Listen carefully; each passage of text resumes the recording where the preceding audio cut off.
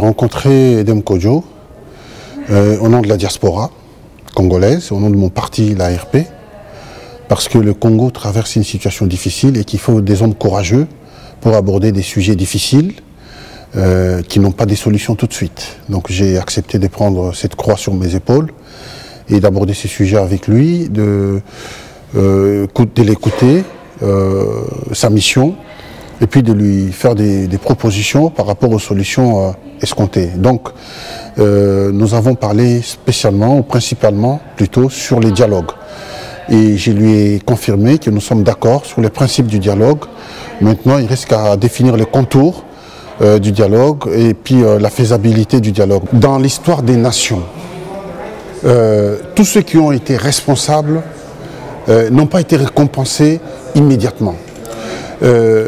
Aujourd'hui, les hommes politiques congolais courageux doivent prendre vraiment la responsabilité de sauver cette patrie.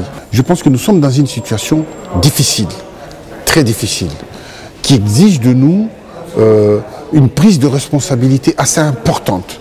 Nous sommes comme dans l'époque où Kasavubu et Patrice Emery Lumumba, dans ces années où il fallait prendre une décision immédiatement de savoir si les Belges doivent partir ou doivent rester. Kasavubu disait que les Congolais ne sont pas suffisamment formés, les Belges doivent rester. Pendant au moins 20 ans. Lumumba voulait que les Belges partent immédiatement. Je laisse la question et la réponse en âme et conscience que chacun d'entre vous, au vu de la situation que nous vivons aujourd'hui, donne la réponse, mais sa propre réponse. Les dialogues n'abrogent pas la Constitution. On n'a pas dit que les dialogues abrogent la Constitution.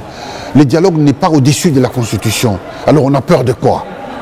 De discuter, de dialoguer. Si nous pensons que nous sommes capables, nous avons des arguments, nous avons raison, alors nous évitons le dialogue. Pourquoi? Parce qu'au-delà, si nous sommes des légalistes, dans le pouvoir discrétionnaire d'un chef d'État, il peut convoquer un dialogue. Si la Constitution lui reconnaît, la Constitution lui reconnaît ce pouvoir, alors pourquoi nous refusons? Donc moi je crois que nous devons raison garder. Moi je discutais longuement avec Edem Kodjo, il m'a expliqué sa démarche. Tous ceux qui passent le temps à l'insulter, à proposer des choses contraires, à penser à son âge, je crois que la seule chose qu'il rêve, dont il rêve, c'est de laisser une empreinte à l'Afrique. Et l'empreinte, c'est le progrès. L'empreinte, c'est le développement. L'empreinte, c'est la lumière que le Congo peut apporter au monde. Les hommes passent, les pays restent. Moi, je passerai, Kabila passera, tout le monde passera. Mais les pays vont rester. Quel pays nous allons laisser? Ce que moi je veux aujourd'hui, c'est de laisser des institutions lourdes, viables, solides, pour que le jour où je ne serai plus là, que les pays puissent continuer, même sans moi, que les pays continuent.